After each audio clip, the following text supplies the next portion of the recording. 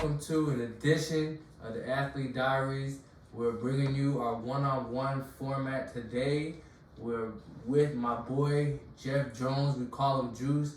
Now, I gotta say, when we had the idea to do this podcast, his name was one of the first ones to come up. He is a great energy guy. He has great stories. You're gonna learn a lot from him. Without getting too deep into the story, one of the biggest stories that I have of him, like truthfully, if I'm being honest, I think one of my first memories of him was before I was even on his team. I came for spring ball for a visit, and he had a situation back home with his family, and he still showed up for spring ball, and it was just crazy to see someone handle such a responsibility like that, the way he did as a man at an age like that. And we're gonna get into that. We're gonna get into more cheerful stories as well. We're gonna get into a lot of things. So my boy Jeff Jones. My man. Hey, I appreciate you for having me, bro. Well, it's been a long time. We've been trying to get this done for a minute. Yeah. Like, busy man. He's a busy dude, bro. He's a busy man. You know what I'm saying? He's got a lot of things going on, coaching. Yep. Going to grad school, teaching. Yep. How's all that going for you? Going good, man. A lot on my plate right now, especially for the summertime. Yeah. That's the one perk, they say, of being a teacher, is having your summers off, but I've stacked it to the point where that's really not the case currently. I teach summer school, which has been going great. Yeah. Doing graduate school, got some summer courses going on.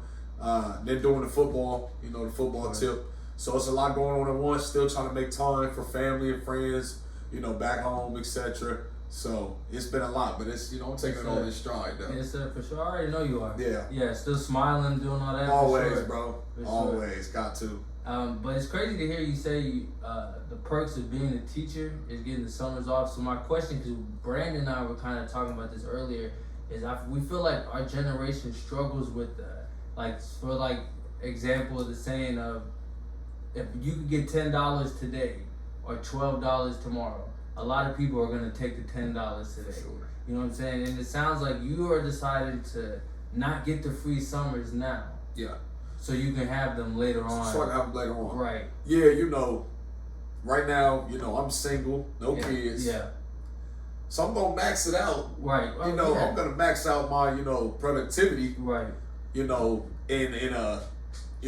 In this sense while I can. Right. Because my thing is, why, sit around and do relatively nothing. Right. When I could, put my hands into multiple things while I got the time to. While I got the time. Graduate school is tough for parents. Right. It's tough regardless, but it's extra tough when you're a parent. Right. That's a tough thing to do. And then summer school wise, I'm lucky enough to not be burnt out. Right. I know that a lot of teachers like having their summers off because they are burnt out, and rightfully so. Right. Because it's tough. Right. It's strenuous. I'm lucky to not have gotten there yet. I hope I never get there, no lie. But I haven't. Definitely, I'm not even close. So I enjoy doing it. So why not tap in? Right, for sure. You know what I mean? Why not tap sure. in, bro? So what made you choose to be a teacher? Man, I really wanted to be a teacher since I was literally a kid. Okay. Because I had amazing teachers growing up. Yeah. I mean, literally K through 12. I had a couple duds in there, but overall I had some amazing teachers. And I really just loved being at school, man. Loved being at school, learning, being around people all the time.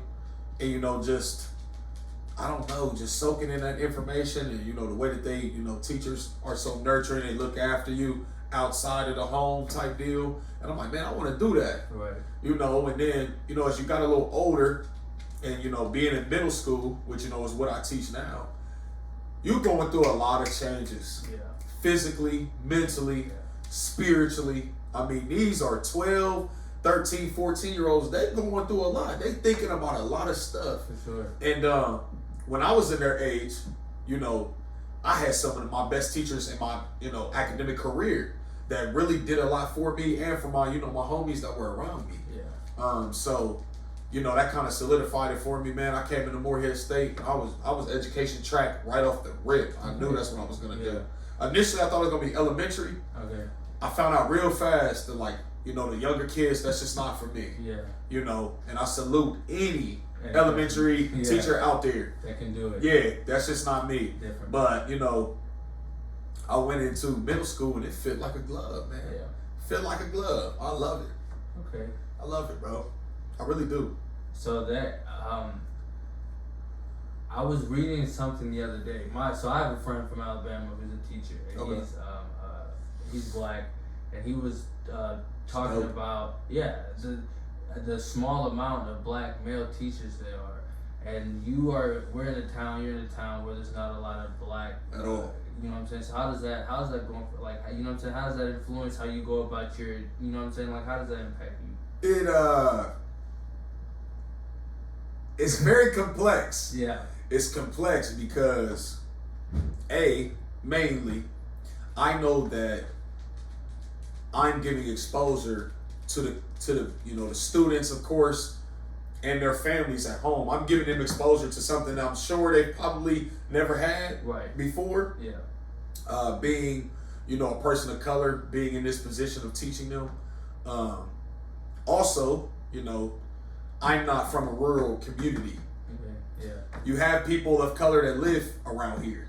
Mm-hmm. So it's still a little different though. It's a different feel coming from me, being from more of a city environment. Yeah. The way I walk and talk is different than what they'd be used to, even if it's a color similarity. Does that make sense? Yeah, no, I'm with you, because they're going to be more country, a little bit more country, right? Perceptive to certain things. Yeah. That's not me. That's not who I am at all. And it's not me being extra or making everything dramatic. I am who I am. It's different. Now, I will say that, on the flip side, the other side of the coin, I've been grateful to be in this community because it's made me as a human being more well-rounded. Okay. When I got here to Moorhead, Kentucky, I was young, bro. I came here, summer 2013. I was 18 years old. I thought in my head, white people don't have it bad. Yeah. Mind you, I'm mixed. Right. Mind you, I'm mixed. You know what I mean? I'm thinking to myself, like, man, white people, they ain't really got it bad like, like black folks do. Right. Then, you living out here, in Appalachia, which a lot of people who don't know, this is the poorest region in the country. Yeah.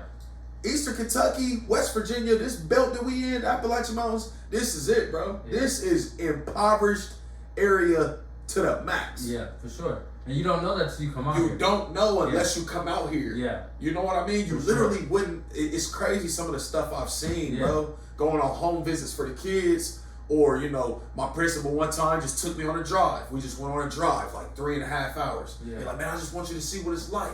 Yeah. And I'm telling you, like, some of the stuff I've seen out here, bro, you never would see it even in the trenches in the city.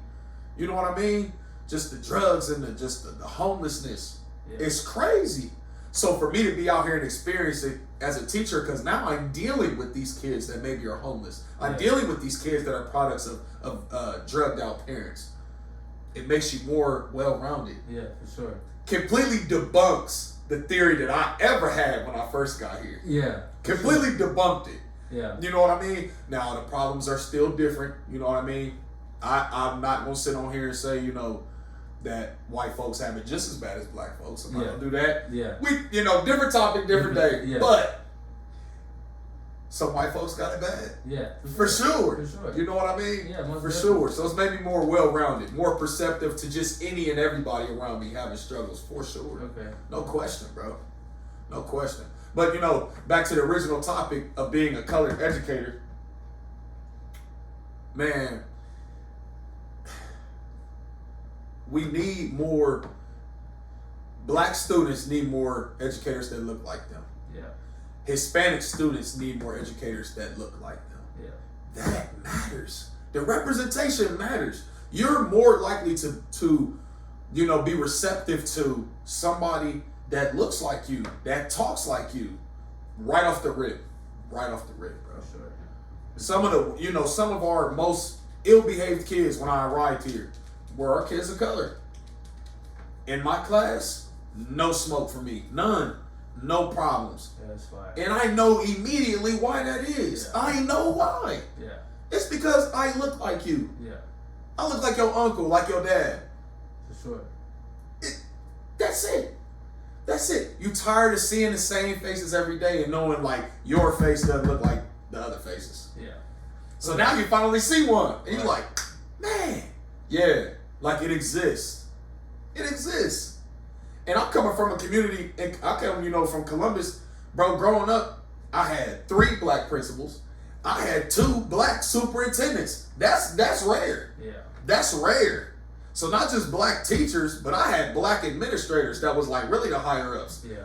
And my superintendent that was black was a black woman. So that's like double whammy. Wow. So for me, it ain't nothing. It was nothing for me to go in a class and have a black teacher. Right.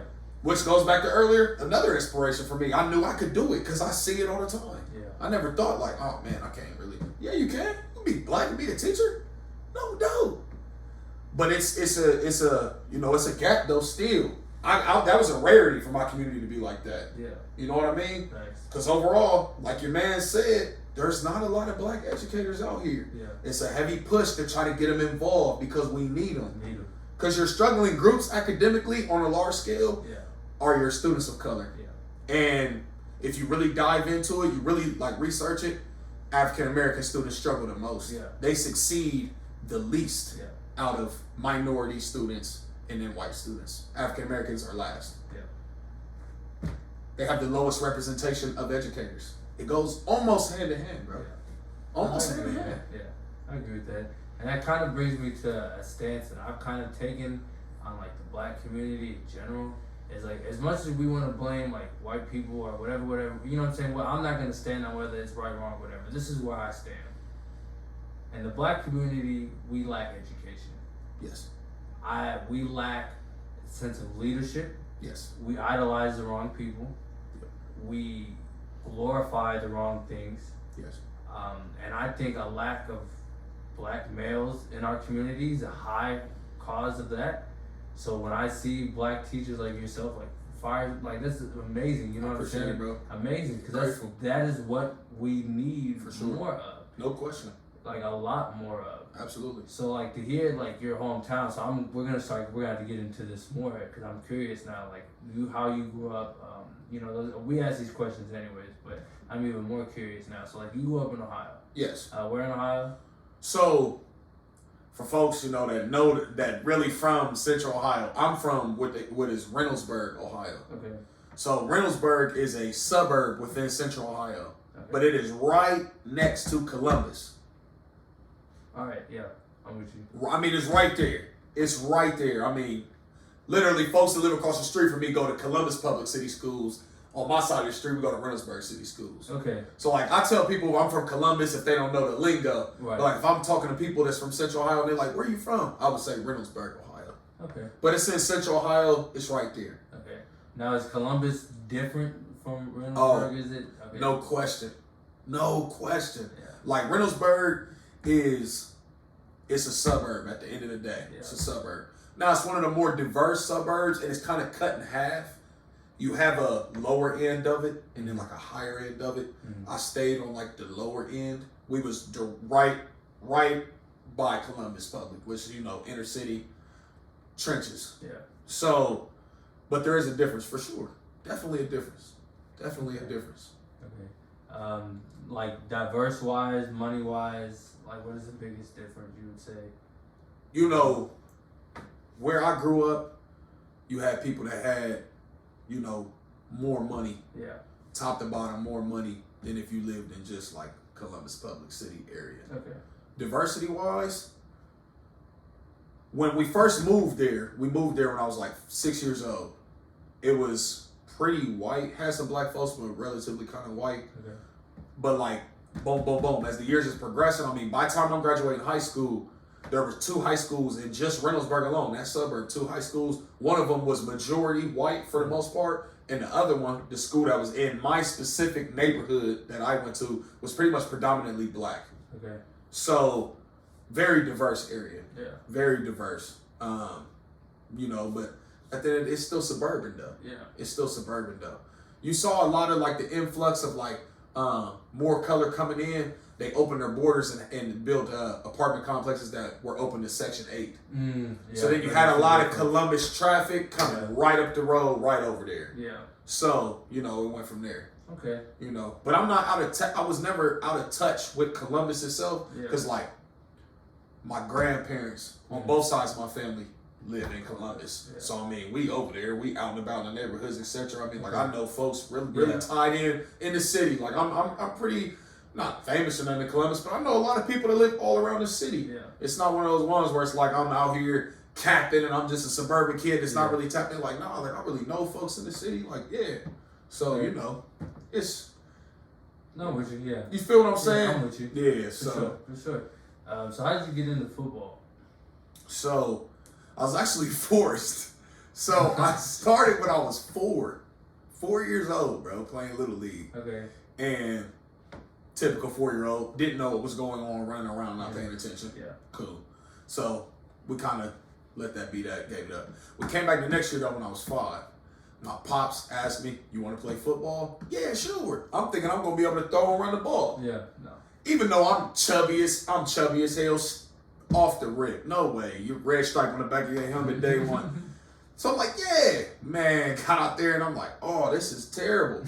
But my pops was on that type time, like, you ain't quitting. Oh, yeah, for sure. So I'm like, all right. And I realized quick, like, you better become nice. Yeah. Because he was just hardcore football dad. Yeah. So I'm like, either you about to be nice and life gonna be smooth, or you gonna be butt and your dad gonna terrorize you for years. Oh, yeah. So we just started playing from age of 5 all the way up, bro.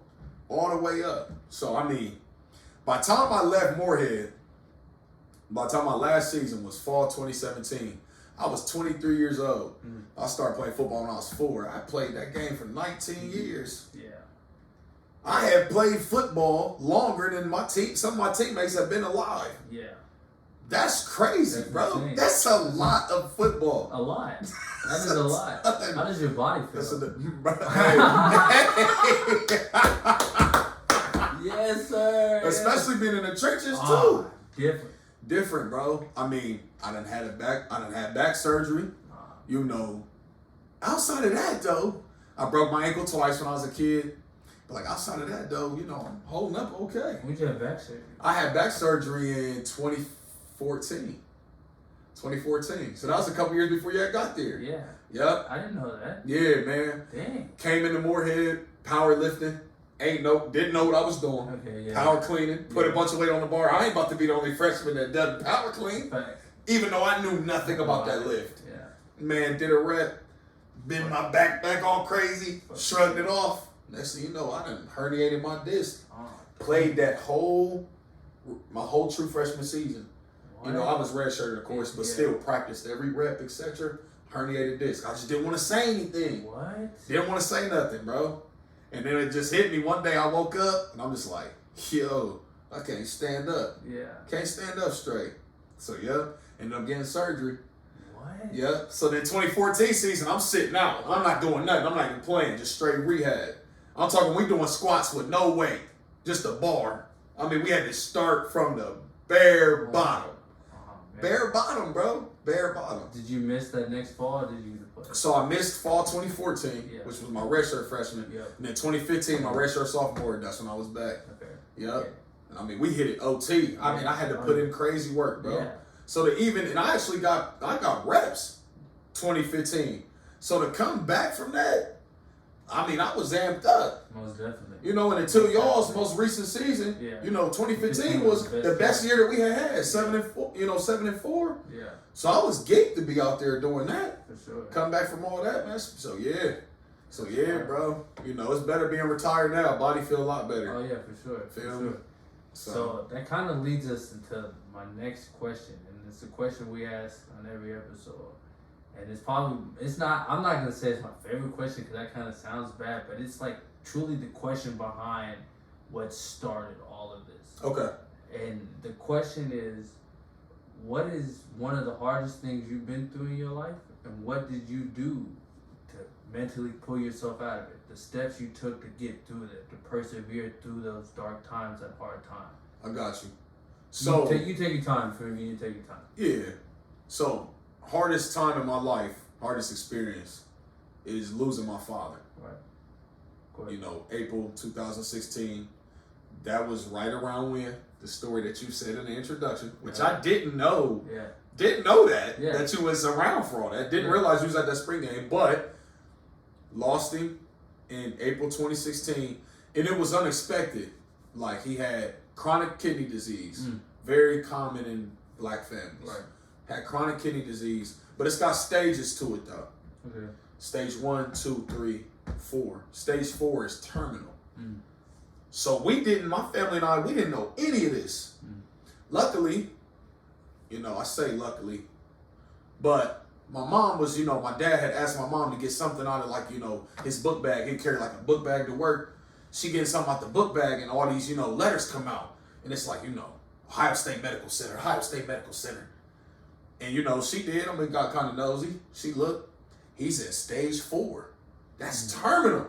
Terminal. So she approaches him about it. They have a conversation. They tell us. He tell us in January 2016 that he's got this disease, XYZ. We trying to plot the steps on how to go about this. 3 months later, gone. That quick. Gone. So he knew. Yeah. Yeah, he knew. He knew. He just want to tell you. He just ain't want to say nothing, bro. He didn't want to say nothing. Didn't want to go through any of the steps that we could have possibly done that maybe helping. Dialysis, kidney transplant. Just didn't want to, just hard-headed, which some people are hard-headed when it comes to the medical tip. They don't want to go to doctors. They don't want to be pricked and poked. So that was a gut punch. Because it's unexpected. Yeah. You know what I mean? Yeah. It's unexpected, bro. And it just tore me up, man, because, like, I'm a happy dude, energetic guy, and, like, he was one of the motors for that. Yeah. And now you gone. And it just in a blink of an eye, and it just hit me like, damn. Like, man-wise, it's on me. Yeah. It's on me. I got a little sister, and I got my mom, and I got my big brother. There was an unfortunate family situation where, like, my big brother and my father's mom had beef. Yeah. So for years, my big brother and I were split. Yeah. Not seeing each other. Terrible. Totally out of our control. Yeah, terrible. Adults making it worse and they don't even realize. Yeah, terrible. So there's that. So at the time, it's just me. Yeah. You know what I mean? And, to get through that, bro, I think about it a lot, man. I think about it all the time. I just leaned on the people around me. I really did. People say that. I don't know if they really... That's a hard concept to really put into words, man. For sure. I just try to... I don't want to say carry on like normal, as if it didn't bother me. It did. Yeah. You lost your dad. Yeah. But you got to keep rocking, though. Right. Life keeps going. Life, it does. And that's the weird part. I hate saying that. Yeah. Life goes on. Yeah. But it's the truest fact of them all. But it's real though. Yeah. It does. It keeps going. And I sometimes feel like sometimes I didn't even fully grieve that. Yeah. Like how I should have. Cause even now, we 6 years in, and sometimes, bro, you just wake up one day and just you crying, bro. You crying, you can't stop. Yeah. You can't stop. You was like, yo. Like, where did that come from? Like, what? Yeah. And it just hit you like, you didn't handle it. Like, you didn't handle it how you needed to. But, I just leaned on the people around me and just started being thankful for everything. Yeah. Everything, bro. Anytime I got to be around my mom, my sister, my homies, I embraced that.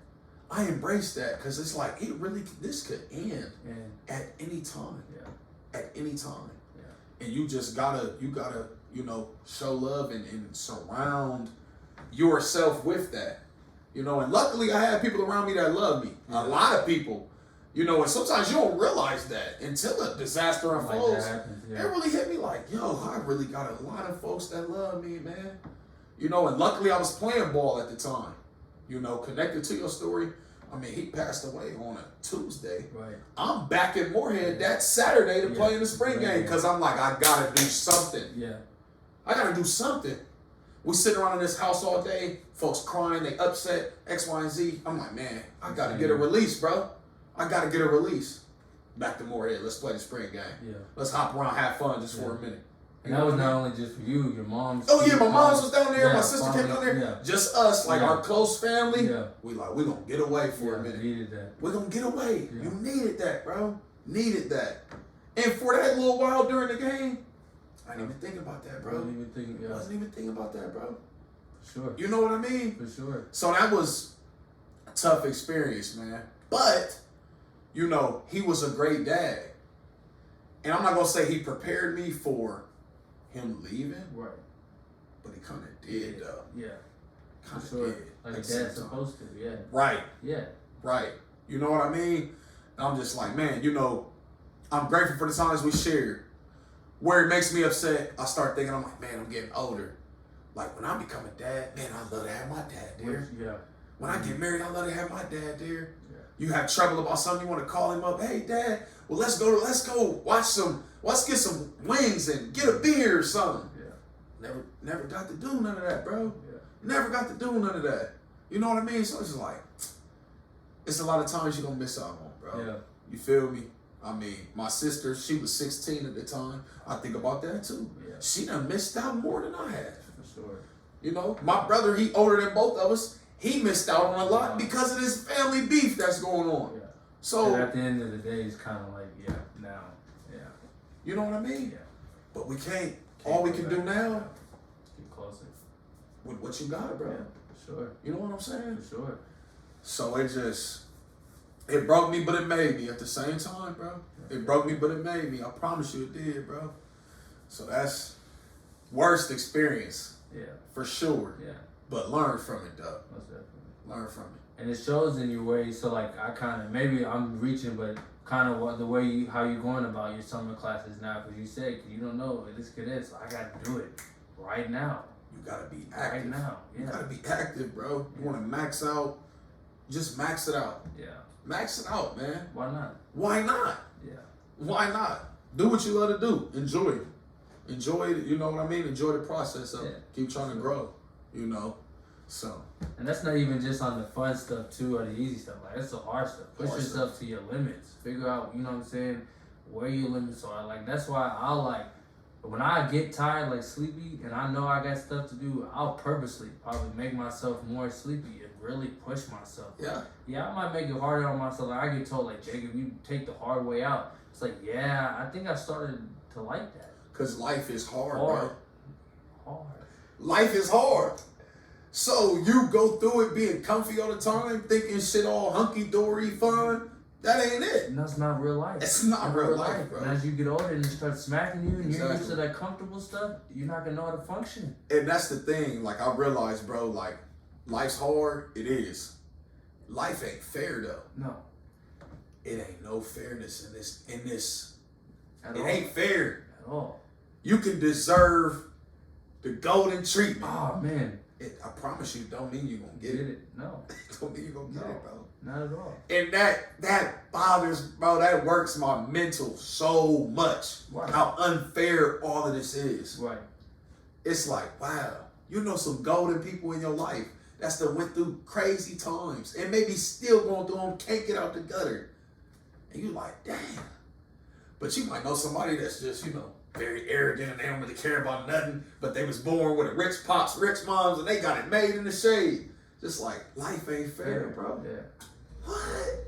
Not at all. It's not. Not at all. But my thing on the, like, you might not get it all. My thing is, it's like, but you know for fact you're not going to get it if you don't put the work in. Yeah, for sure. You know what I'm saying? You can, yeah. Like, that's a fact. That's true. If you don't put the work in to get it, You've eliminated all chances. All chances. That's facts. It's You're all right. chances. You know what I'm saying? You are right. So regardless, to me, it's just like, bro, why not just work? Just work. Just for it. work, bro. If you don't get it, like, cool, you're going to end up somewhere still up there. You know what I'm saying? You're still going to be further along as if you didn't. As if you didn't. And that's true. And that's the other thing. You know, in the society, the world we live in today, bro, nobody ever wants to stop and admire where they're at. Yeah. Or how far they've come. Yeah. Because You let social media consume you, and you see what bro over here got going. You see what shorty over here got going. And you like, damn, I ain't there. I gotta get this. Boom, boom, boom, boom, boom. But it's like, chill. Yeah. Stop for a minute. Look at where you're at. Yeah. Compared to where you was at a little while ago. Just you. Stop worrying about everybody else. Put the blinders on you. And a lot of people would realize they could find more solace and comfort in their own journey if they focused on just their journey. For sure. You feel me? For sure. It's facts, bro. Yeah. Because hard work does go a long way. Yeah. And I think sometimes people discredit their own selves. They undermine their own selves, their own work, because they're so worried about what such and such got going out here in the peripherals. Yeah. It's crazy. Sure. It's crazy, bro. That's real. You gotta focus on you. Yeah, that's real. Like me, like my closest folks, they know, like, man, like social media really be warping my mind sometimes. Yeah. I've really gotten so much better at it in the past year and a half. But bro, social media used to tear me up. Because I used to be like, man, I'm out here living in rural Kentucky. I'm a teacher. Yeah. I'm living in this trailer. But my man's he out here in Aruba kicking it. Yeah. Oh man, this shorty right here, she got a new Lexus. Man, oh man, I ain't doing enough. I'm terrible, yada. And it's just like, dude, look at your life. Yeah. Look at your life and focus on your grind. You gotta unplug from that junk sometimes, bro. Because it's like it's always gonna be on time for you. Yeah. Everybody's journey different. Yeah. It's gonna be on time for you. You know what I mean? For sure. I might not be in Aruba, Yeah. but I enjoy my job every single day. Yeah. Every single day. You know what I mean? For sure. Such and such might be in Aruba kicking it, but when they catch that flight back to the States, Take their life. Yeah. miserable. Yeah. For sure. Maybe. Not everybody. Not Some everybody. really got it made, and that's like great. that. Yeah. But there's a lot of people Yeah. where they do the luxurious things Yeah. to really release and get away. When they come back, they're like, dang. Where I'm like, bro, every day I wake up, I'm like, man, get to go to school, man. With that. Like, yeah. For sure. You feel what I'm saying, No, bro? most definitely. And mind you, I've been able, now that I'm getting older, progressing, I've done some great things, bro. I was just in France Yeah. a couple months ago. Saw that. That's fire. You know what I mean? Oh, That's crazy. hey, Europe different, bro. Oh yeah. Europe's different. Yeah. In some crazy ways. It's different, you know. Sure. But like 4 years ago, if somebody would have been like, man, you gonna go to France in a couple years, I'd be like, this guy's a clown. I'd have been like, no way. But yeah, because it's gonna be on time for you. Right. It's on time for you.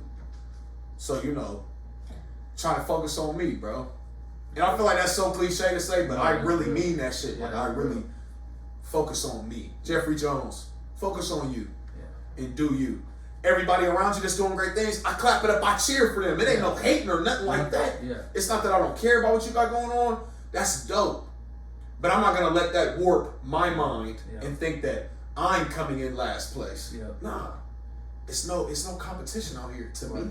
I'm with you. Yeah, for sure. See what I'm saying? Yeah, I'm not competing with Jacob Wildy. Yeah. I'm not competing with Barlow. Yeah. I love Barlow's journey. I love Wildy's journey. I love my journey. Yeah. Cool. Cool. Yeah. That's just how I look at it. Yeah. That's just me. Oh yeah. Know what I mean? That's fire. That's just me, bro. That's just how I rock, yo. Yeah. That's just how I rock. Which is why I do show love to so many people. Cause I'm not hating on you. I ain't got no vendettas, nothing. That's amazing. Yeah. What you doing is great. What you doing is great. What I'm doing is great. Whether y'all think it or not, I think it's great. Right. Cool. See what I'm saying? For sure. That's just how I rock, bro. That's just my inner workings for real. For sure. Real shit. No, that's fire. You know? For sure. So let's get into this football. We kind of started talking about that a little bit earlier. So my question to you, what kind of made you, like, obviously teaching probably, but what kind of made you want to get into coaching? Like, what really? So I'm done in Moorhead. Mm-hmm. My last season is fall 2017. I graduate spring 18. Mm-hmm. I'm burnt out on football. Yeah. Done with it, bro. Done. Just put in, again, 19 years in the trenches, body hurt, sore, you know. Just done with it. Yeah. My pop's gone. That's the one that put the ball in my hand. In the first place. Yeah. Done. New chapter. Yeah. So they hired me, and that's the first thing they asked me after they hired me. Yeah. You want to coach football for the middle school? I'm like, nah. Yeah. Because A, I'm burnt out, and B, there's no way I'm about to take all this knowledge that I have from college, Division I, university, and be able to water it down to 12 and 13-year-olds. No way, I'm going to go nuts. Yeah. So I'm like, I'm not even about to do that. So I'm like, no. They asked me my second year teaching. No. They asked me my third year. I'm like, the head coach of the high school team. It's like, look, man, our line coach just had a heart attack. Unexpectedly, he gone for a little while. We really need help. He's like, I'm on my last leg. Please, can you come help us? Me being me. I feel like I can't say no to that. I would look like a complete, just terrible dude. So I'm like, yeah, sure, coach, I got you. He's like, thanks a lot, man, I appreciate it. And it was like a sitcom. As soon as he walked away, I'm like, God dang. Like, man, I ain't trying to be up there. But I'm like, all right. I go out there that first day, and it was exactly what I didn't love it. The first day, it was everything I thought it was going to be. Just, man, y'all are whack. I'm like, this is terrible. I'm like, this is just terrible. All these little things I'm seeing, you know, our mind is just computing so much. Like, you false step, you didn't shoot your hand, you're not punching the right way. I'm just like, I can't do it. I went home, and I'm like, calm down, bro. Go out here and enjoy it. These are kids that I've taught before, etc. So I came out there that second day, and then it hit me that fast. Like, damn, I missed this game. Wow. I missed football. I really did. Like, I unplugged completely, bro. I didn't go to no games, nothing. So to go back out there and really feel it, hear the pass popping, the communication, I'm like, oh, man, this is a beautiful game. And now, you can ask B. I'm all in. I'm invested. And you know, I give it to him in spurts. Now, like, if I'm gonna be out here, you're gonna get some of the advanced knowledge that I have. I'm not gonna give it all to you because you're not gonna be able to handle it at 16, 17, 18. But you're gonna get some of it though. You know what I mean? You're gonna get some of it. For sure. And I just love it, bro. I just love it because you see them playing the game that you love. That you used to play. And it's their turn. It's their turn now. And it's one of the things where it's like, if I can be a tool, I can be a vessel to help you sharpen and be better at something that you love to do, man, of course. Of course. You know what I mean? So at first, I hated it, bro. I did. I hated it at first. But like, I mean, I love it now. I'm all into it now. All in. You know. It's a beautiful game, bro. How's it dealing with this new generation of kids, though? These new kids are, That's the tough part. That's the tough part. That's why I had issue. Because everybody thinks they know a little more than what they do. Everybody thinks they're a little better already than what they really are. You know what I mean? And then it's just, you got the social media. So then some kids, they just care about coming out there and looking, got the field swag. And it's just like, you know, some of y'all watering the game down. Y'all watering the game down. Which really sounds old as hell of me to say. That sounds like an old man in the barbershop. But it's like, y'all watering the game down. Come out here, work hard, make plays. Win games. That's it. That's important. Do your job over and over and over again. Sometimes you're going to get your name called on the intercom. Most times you're not. But if we get the dub at the end of the day, it's all going to come your way anyway. For sure. Anyway. For sure. You know what I'm saying? For sure. College coaches love winning programs. They love winning programs. You know that. We had teammates that maybe weren't the coldest at football, but you ask them where they went to high school, and you're like, I get it now. Damn, bro, y'all won 2 state championships when you was there? Yeah, bro, And you're thinking like, okay. I get it. Covering winning program, you got a little more spotlight than bro over here who had to get it out the mud. You know what I'm saying? Just to get the look, Now it's just all for the, these kids now, most of them, it's just all for the socials. it's all for the look of it. Yeah. It's hard to break that. For sure. It's hard to break that. Out here in Eastern Kentucky, we got it a tad bit easier than being in the city. For sure. A tad bit easier. But easier how? So kids in a rural community aren't as materialistic as kids in the city are. For sure. Even your more materialistic kids in the rural community still ain't gonna top your materialistic kid in the city. For sure. You know what I'm saying? For sure. They're not gonna be all on the socials. They're gonna be trying to pop in this, that, and the third. So we kind of got it light. Yeah. We got a little more light. And you know, colleges aren't banging down our doors out here. Yeah, for sure. So they kind of know that they gotta grind. Yeah. Because if you trying to make it out, you're gonna have to catch some attention. They're not just showing up at Round County High School. Right. Versus, you know, they showing up to, you know, Bowling Green. They showing up in Columbus. They're like, oh, this is the big game tonight, man. Colleges is pulling up. O State there, Purdue's there, Illinois is there. I got you, yeah. Out here, it's like, yeah. You know what I mean? For sure. You know, primetime game on the ticket. You might get Kentucky Christian out there. Kentucky Western. Okay. Yeah. You know what I mean? Which that's dope, but for sure. Different scale. Yeah. It's a different scale. You know what I mean? So we got it a little easier on that point. Yeah. Here's the negative side, and Barlow can tell you this. Out here, though, you got kids that really think they're super raw. Yeah. They don't know any better. Yeah. They don't know any better. Okay. And if, you know, and it's weird as a coach because you can't just come out and say that. Yeah. Because you're not trying to break a kid. Confidence. Yeah. Not trying to tear their confidence up. Not trying to seem like you're the old head that's hating. Yeah.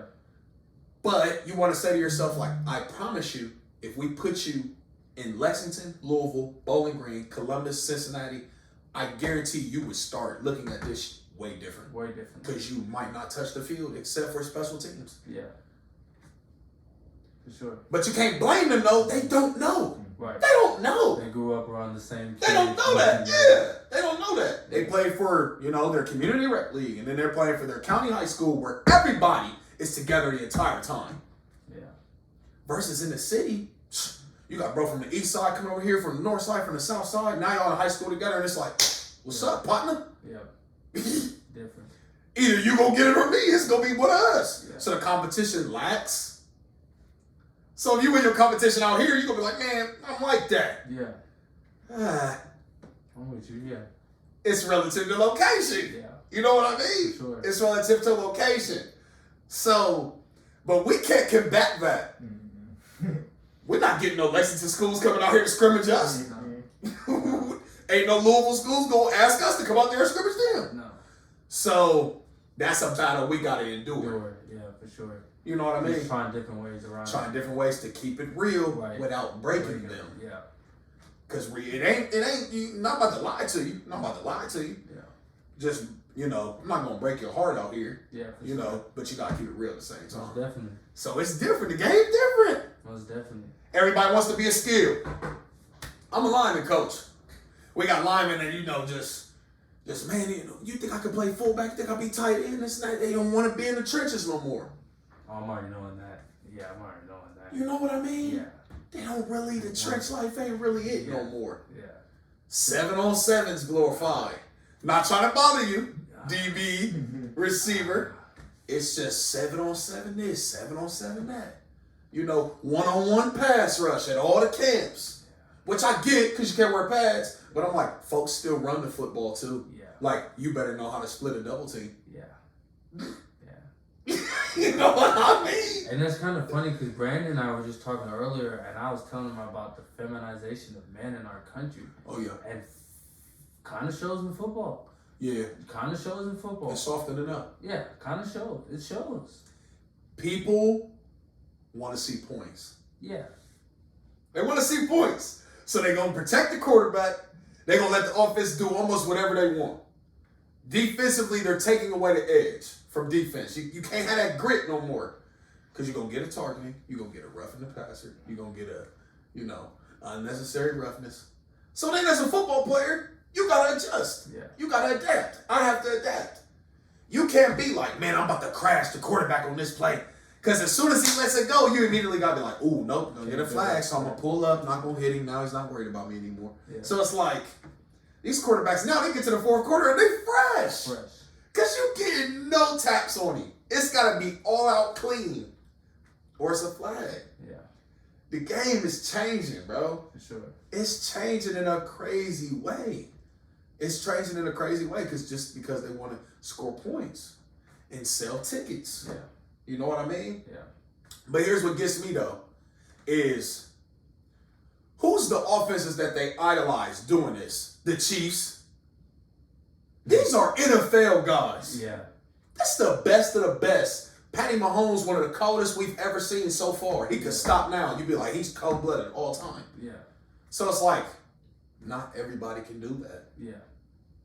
Just like look at hoops. Everybody, immortalizes Steph, the Warriors. Not everybody can do that. Yes. Okay, yeah. Most definitely, yeah. But that's all these kids see because they're on social media all day and you see Steph, Pat Mahomes, Aaron Donald. Oh, he wins with this move, Coach Juice. Well, you're not him. Yeah. Not everybody can do that. Not everybody can be Aaron Donald. Not everybody's going to be Patty Mahomes, no-look pass on a dime. Yes. You got kids trying this now. They throwing picks. They throwing it out of bounds. Yeah. What are you doing? Yeah. And even into that, it doesn't show. You feel me? You don't really see the articles of Steph. You feel me? You don't know that going into the offseason, him and his trainer, if the ball didn't swish, it didn't count. Even if it went in. It could have been a 3 and it went in and it didn't swish, it didn't count. So you confused on why he's doing, you know what I'm saying? But you don't really see that. You don't see it. Yeah. They just think they just come up and be Steph. Yeah. The end result is glorified more than ever now. And the process is put to the shadows. Yeah. More than ever, though. Yeah. More than ever. You know what I mean? The process is not talked about anymore. It's all about that end result. For sure. And that's got this younger generation, it's got them messed up, bro. It's got them messed up because they forget about that work piece. Yeah. They forget about that work piece. One of the most important pieces. That is it. Yeah. The work is it. Yeah.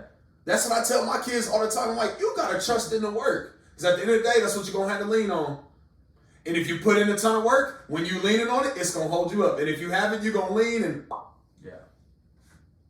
not my problem. Yeah. The work's on you. Yeah, for sure. You know what I mean? The work's on you. So you gotta put it in. So that's where this is changing. It's the work ethic piece. They want the results. They don't want the work though. For sure. But then they'll get upset when they don't get the results. Yeah. Then it's on you. Yeah. Then mom and dad calling you. Mm-hmm. Why isn't my son doing that? Yeah. Well, do you really want to know? Yeah.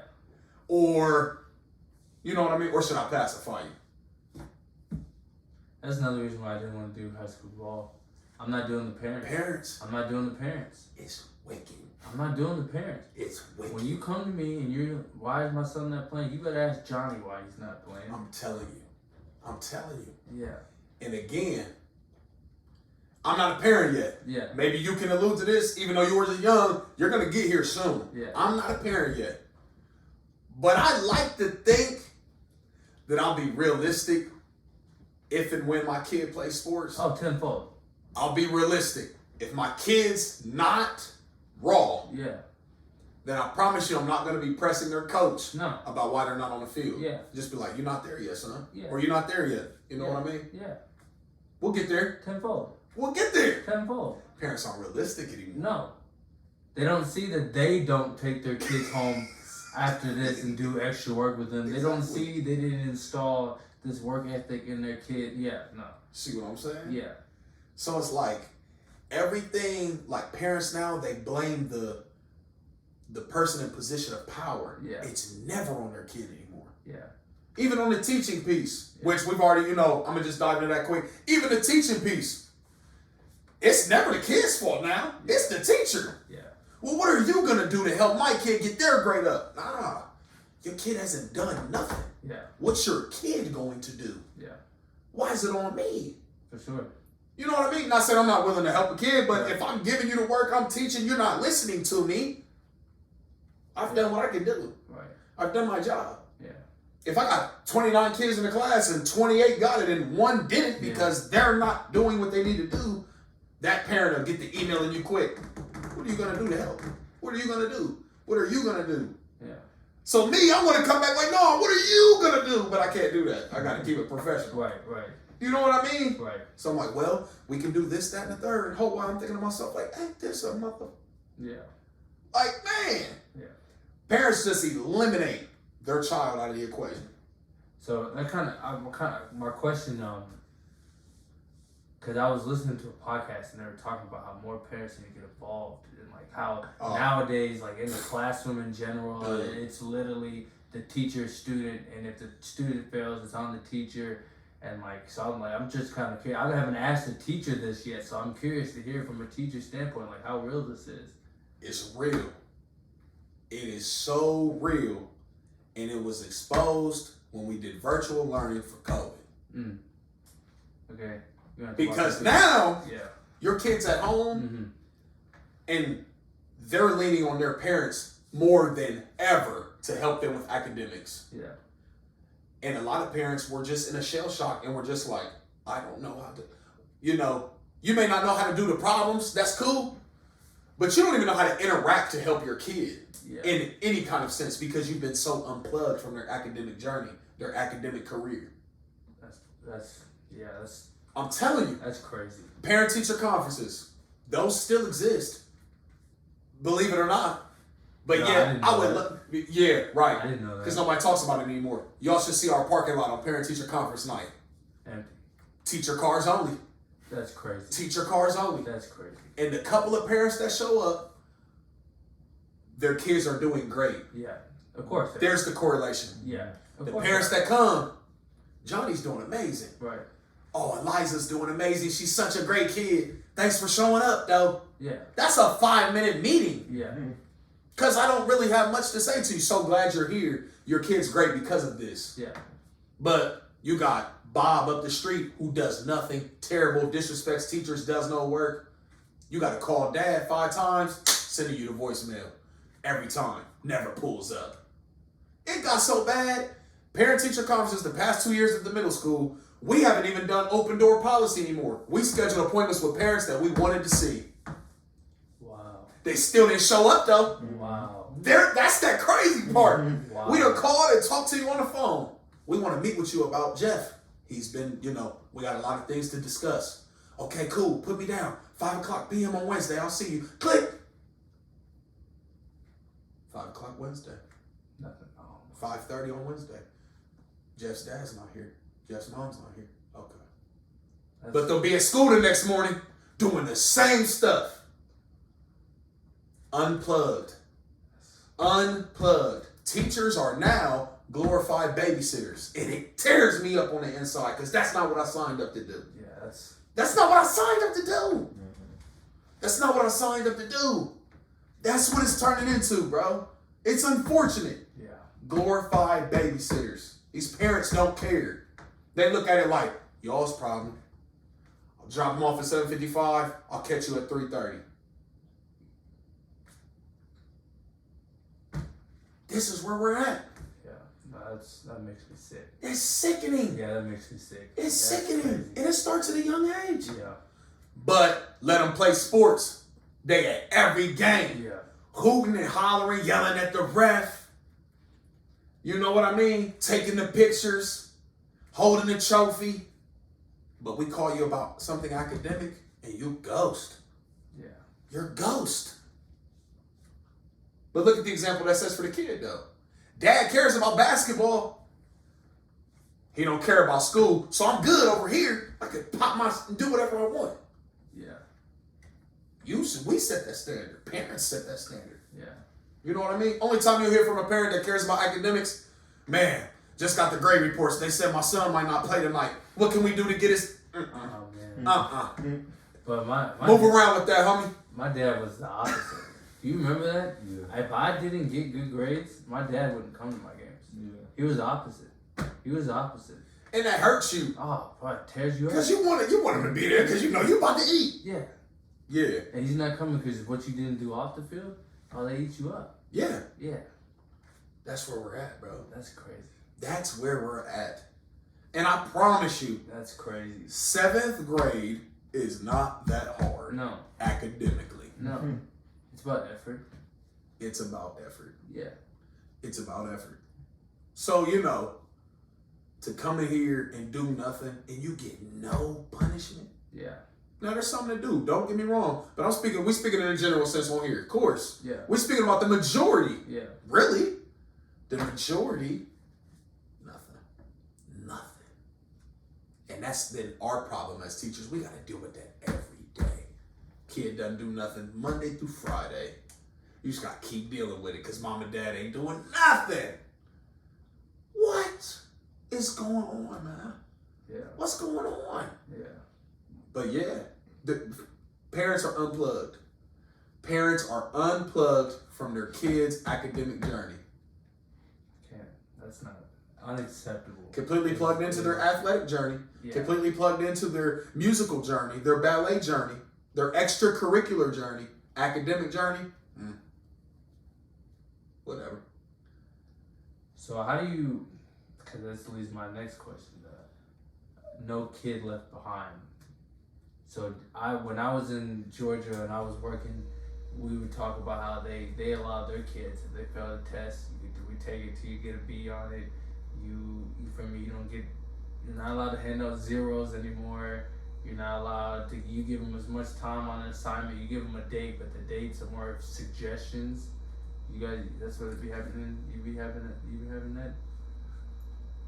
I'll dive into this a tad.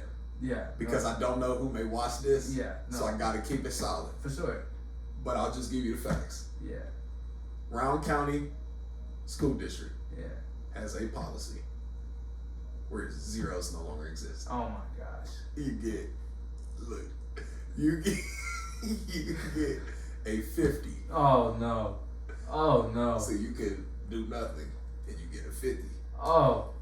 And then you got a retake policy. Oh. Oh. And all you gotta do is just a tad. And you get to that 60. And all you need is a 60 to pass. Technically. That's our policy. Hey, and that's all I'm gonna say about that. but no child left behind though. Yeah. No child's left behind though. That's It's wild, bro. It's wild. It's wild. That's where we're at. That is where we are at currently. We're handing out 60s, But 12 hours a day on social media. Who do you think that's for? Because it's not helping the kids. But so I'll get it. If you want my answer, I'll get into this. And you know me, when we start getting into this stuff, we still don't have to cut it for me. But you know me, I'll get real. I can tell you where I think all this stuff comes from. Cause I've sat here and you from me, you know me. I don't just say things like I'll give you facts on where I know this stuff comes from. Mm-hmm. For me, cause it's funny to me that everything that comes from our government at a certain point in time really starts messing with the people. It comes and it sounds good on paper and it looks good. The title of it, No Kid Left Behind. Seems like every kid's getting stupid. We cut out PE. Seems like a lot of kids are getting fatter. You know what I'm saying? Like, Yes. You feel me? So it's kind of like, what are we, you feel me? The Like, accountability yeah. is being taken away. Yeah, that's what it is. And that's what it is. It's a dumbing down of America. You don't have to worry. For me, this is me being real radical. It's easier to control people when they're not smart. Yes. If you're hooked on social media and you're not that intelligent, I don't have to do a lot to control you, baby. Yes. I don't have to do a lot. Yes. It's very simple, and that's really what it is. Yes. That's really what it is. So like, yeah, no kid left behind, but you're not gonna be left behind, but you're gonna be stupid. So congrats. You graduated high school barely. You feel me? No kid left behind. Yeah, no. And that's the thing. I'll dive into that part. That's the scary part. Is they'll graduate, be in the workforce, and they've never been held accountable. You're gonna be held accountable in the workforce, no question. Oh, it shows, and it shows. No question, it does. It shows. It Oh, does. it shows. It does. It shows. You will be held accountable in the workforce. It shows. You know accountability. We play ball. You know accountability. You better be in the meeting room 10 minutes early or you're late. 9 minutes early, you late. Late. Accountability. You didn't do your job on this play. Look, you done gave up a first down. We needed a crucial stop. Accountability. Everybody knows it. They put the laser pointer on you in the meeting In room. front of the whole team. In front of the whole team. Everyone saw it. It's accountability. Yeah. Oh, you're not, you know what I mean? You quitting on your session early. You're not putting the right, I'm looking at the percentages. You're supposed to be doing 295. You over here doing 260. Accountability. Embarrassing you. Sometimes you got to be embarrassed. Sometimes you got to be embarrassed. You know? For sure. Just like right now, I'm teaching summer school. Just the facts. This is just the facts. Our summer school program is 4 hours a day, 8 to 12, 2 weeks long. So you've done minimal work all school year. Yeah. You show up 2 weeks Yeah. for 4 hours a day. Yeah. 5. See? Next grade. Wow. Versus you might have busted your tail. Yeah. Busted your tail. Who knows what you're dealing with at home? You busted your butt to get them C's. Teachers are proud of you, hugging you at the end of the year. Man, I really did it. I really grinded for this. But I done kicked it, clowned all day. Mom and dad let me stay home. I was truant, had to go to court. They made me come to summer school 2 days. And now I'm sitting right next to you in class the next year. And I ain't even did a fraction of what you did. Yeah. Crazy. And that's why we have kids or people, grown adults. I need $30 an hour to work at McDonald's. Do you? Like, what value are you bringing into this world that you think you need $30 an hour to flip burgers? Like, and there's no disrespect to you flipping Yeah, burgers. no, for sure. But it's like, what are we really talking about? The skill of it. Type For of- me, the value Yes. that you're bringing into society is not Yes. $30 worth an hour. Yes. Very simple. But you Yes. think you're entitled to that because you think you've been handled everything. The trophies from when you're born, for me, everyone gets a participation trophy. Yes. Everyone thinks they're special now. And it's like, bro, like, I got in big trouble about this because I went on a rant on this on Snapchat a few weeks ago. And I was just like, bro, like, people don't, like, you don't go to school, cool. You don't go to college. Yeah. You don't learn a trade. Yeah. You bullcrap your way through school. You don't show up on time. When you do show up, you're in a bad mood. You don't give 110%. Where are you confused on making more than $15 an hour? Like, where are you confused? Like, I'm confused on where you think Yeah. that you've done enough work to make more than $15 an hour. Like, you know what I'm saying? Like, I agree. Like, I completely agree. If someone was to hand me $15 after an hour of work, I'd be pissed. But I also know that in that hour of work, I know I'm putting a lot more than $15 worth. No matter what it is. Even if it's flipping burgers, I promise you I flipped more than $15 worth in them burgers, bro. I did a lot more than that. That's You feel me? Yeah. So it's just one of them things, like, bro, like, I see it, and hearing you say, you know what I'm saying, the things you're dealing with, like, it's transitioning to 23-year-olds, 24-year-olds, Yeah. and it's really a problem. It is. And you know, my stance on the wages piece is, if you working fast food want your wages to be higher because you feel like you can't live off of your current wages, I'm going to say, okay. But this is my stipulation, then every motherfucker better get a raise then.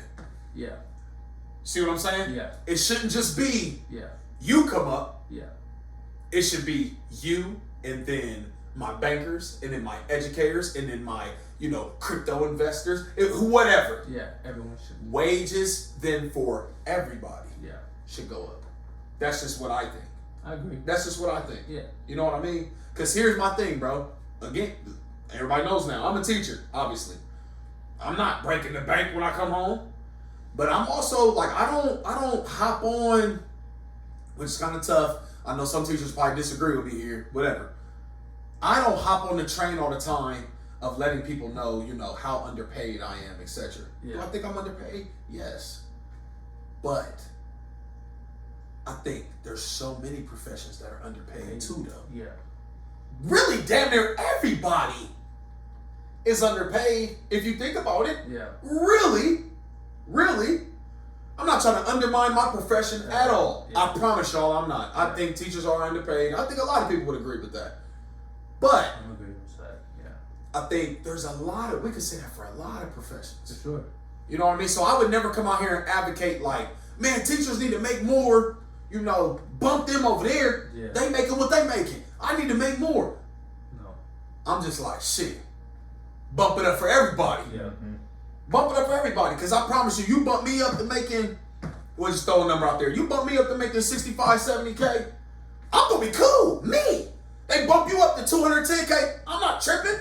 Congrats, brother. They bump you up to 115, cool. Great. For sure. I got my bump. I'm straight. Yeah. I'm straight.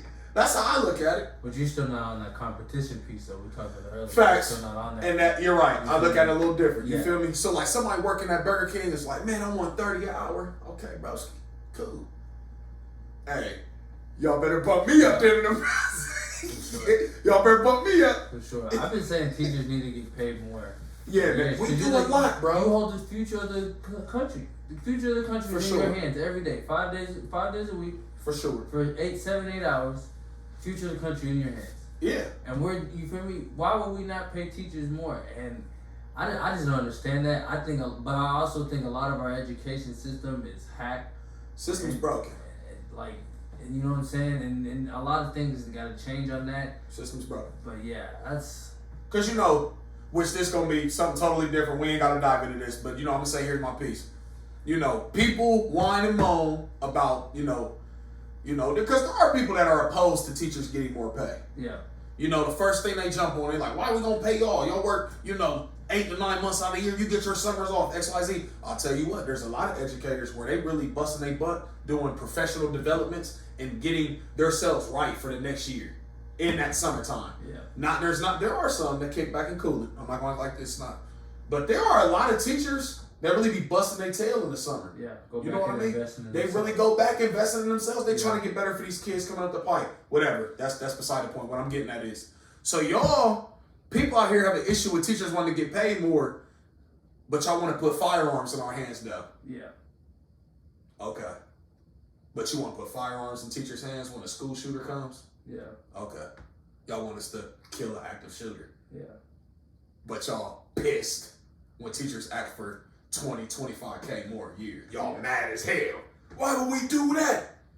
8 months out of the year. Them some be the same folks. Yeah. That junk happened in Texas and they like, man, if they just arm the teachers, we might have a chance. Yeah, all right. Okay. I get mad when that happens and the first thing we go to is arm the teachers or take away guns. It's like, well, can we start trying to figure out what is causing these kids to go in there with these guns and do this in the first place? Bro, telling you. We want to jump, our government wants to jump around reforming so much. Yeah. They're willing to do whatever. They will put a strap in a teacher's hand and say, you better use this if something pops off.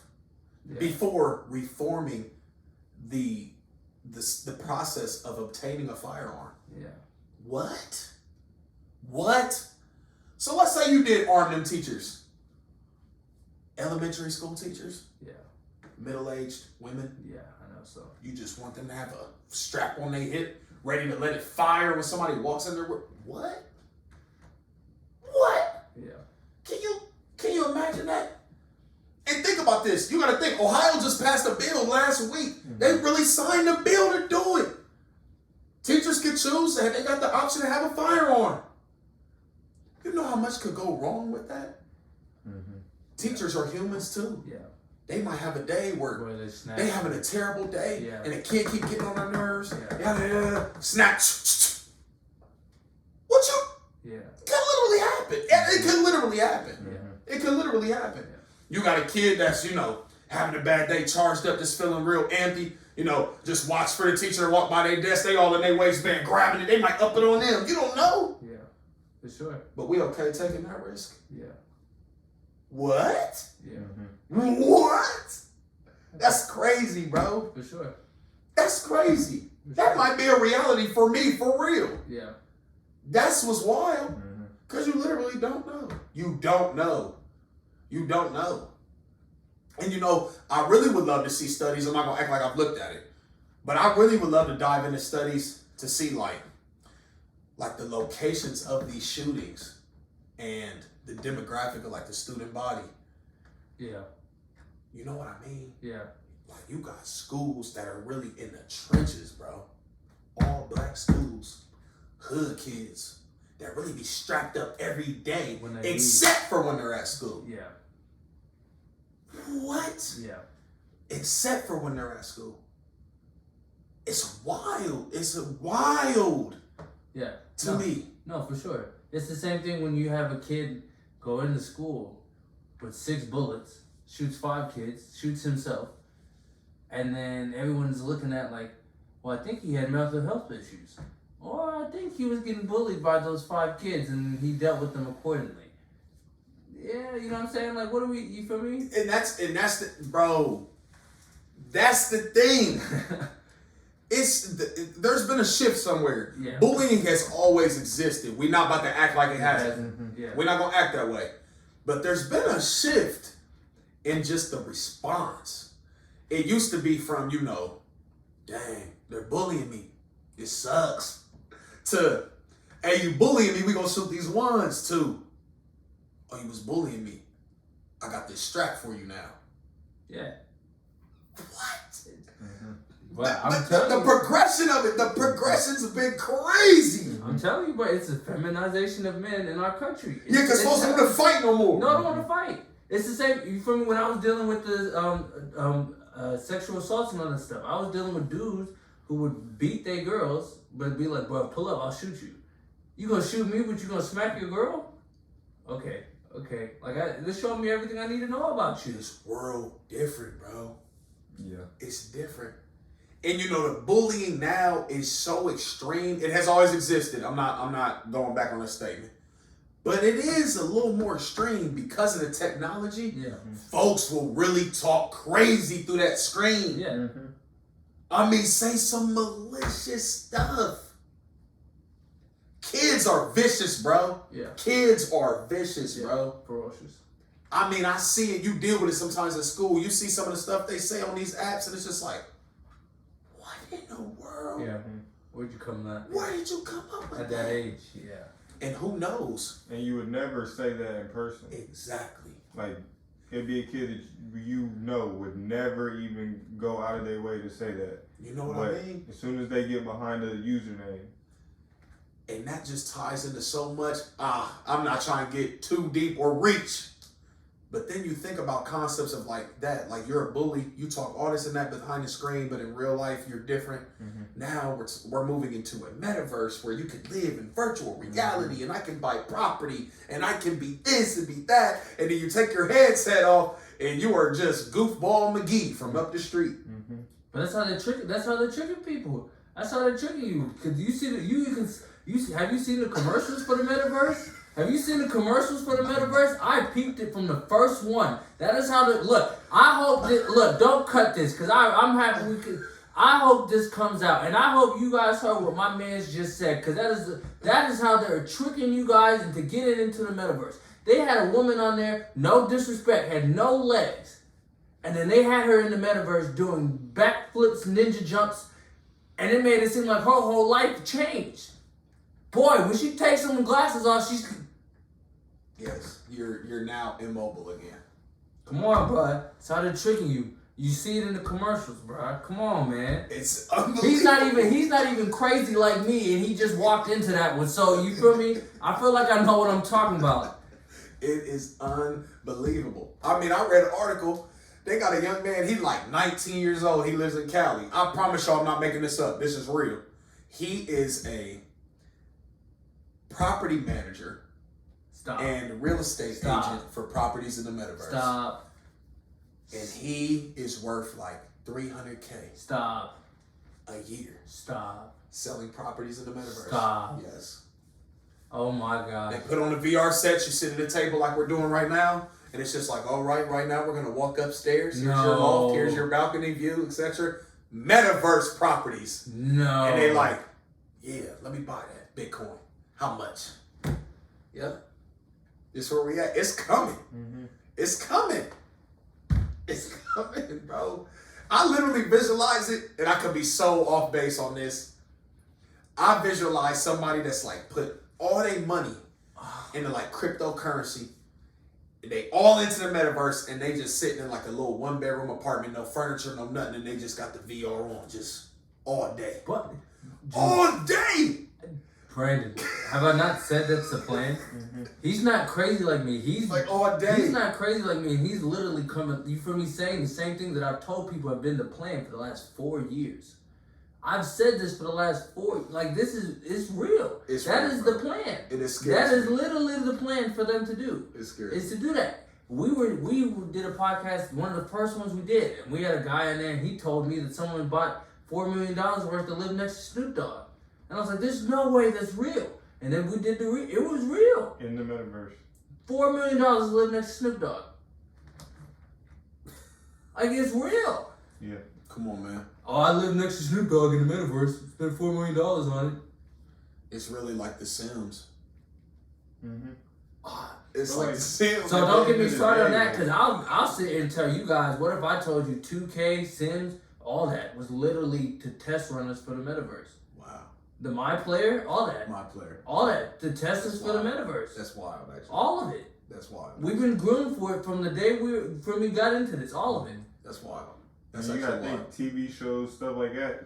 With us growing up, that's all we seen. Put on the visor, put on the, you know what I'm saying, the thing, and go to a different world. That's true. A world where you can do whatever you want to do, be whoever you want to be. That's true. But, truly, no know consequences. And people don't realize it's the taking them off, and you the same guy in the same spot doing the same thing, but now you've wasted real time on a fake place that you can't get back.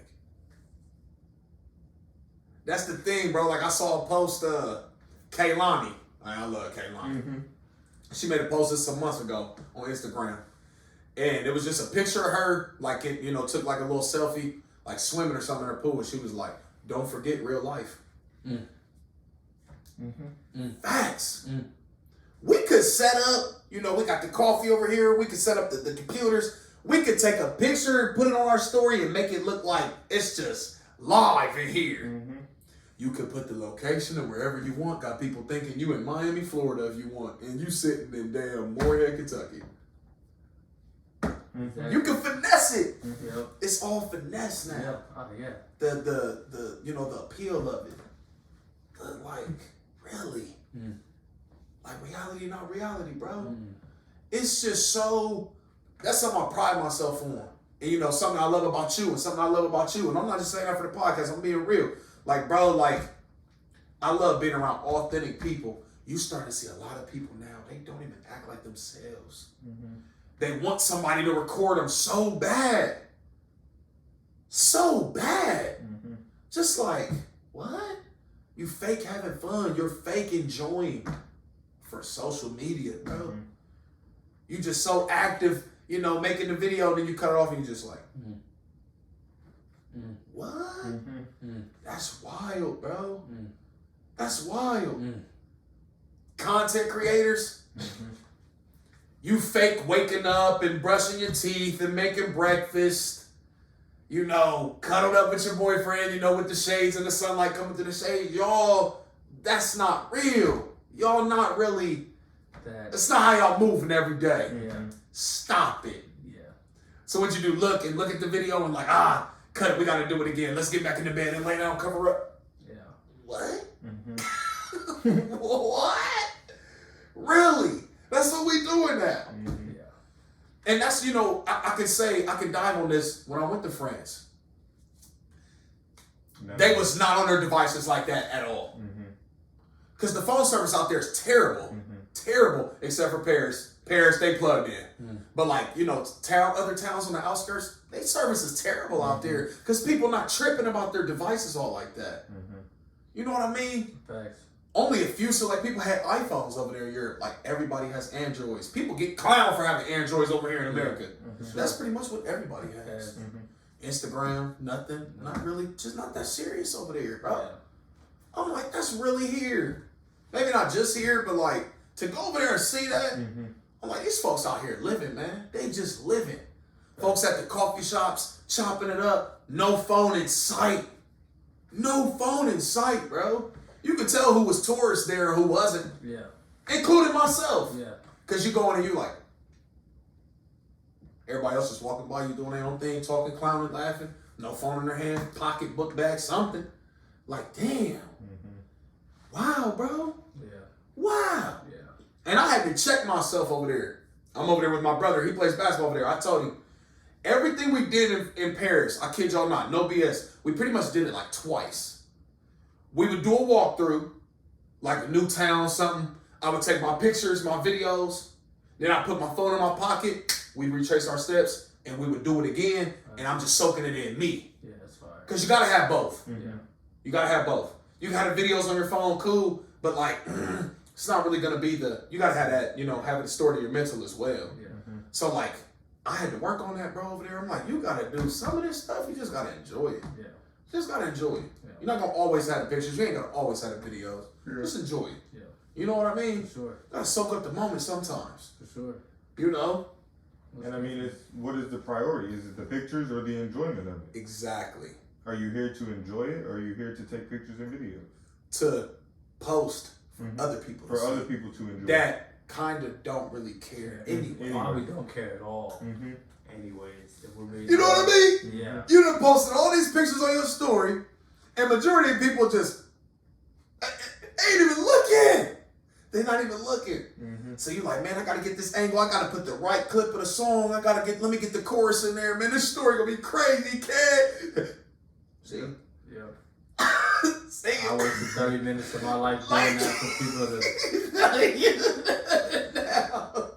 You done put all this effort trying to make it a Picasso IG story, and folks are just like, okay. It's gonna be gone in 24 hours anyway. Exactly. 24 hours is gone. Yeah. You know what I mean? Yeah. So yeah, bro, like I'm really trying to soak that up. I'm really trying to soak up the moments. For sure. Because folks know I'm memory king. If I pulled out my Snapchat, boy, I got memories galore. And I'm grateful for most of them. Yeah. But some of them, I'm like, damn, bro, like, should have put your phone up and just tapped in. Yeah. Just tap into it. Have you ever had a situation where you're going through a memory and you're like, dang, I don't even remember Yes. this happening? Yes. And I think when that happens to you enough times, that starts to mess with you a little bit. Exactly. Because you're like, bro, I was You looking there. Yeah, I was on my phone so much that I don't even personally remember. Those are the ones that eat you. Will eat me for That days. kills Yeah, me for sure. man. For sure. You know, that's like my grandpa, man. We go out there, we have family dinners. My grandfather, no phones. He don't play. Yeah. Put your phones up, man. Yeah. He 88 years old. He don't give a fuck about phones. He try to enjoy the family time and enjoy the grub. Yeah. Put your phone up, man. For sure. Because who knows? You know, he only got so much time left anyway. So what, you gonna sit here and just be doing all this and that? Like, nah, man. Enjoy. Enjoy it, bro. For sure. You know what I mean? Enjoy the moment. Enjoy the moment. You know, Definitely. enjoy the moment. Yeah. The real moments, not the metaverse moments. That's what we're gonna title this one. Not the metaverse moments. The real moments. Not the metaverse moments. The metaverse, man, crazy.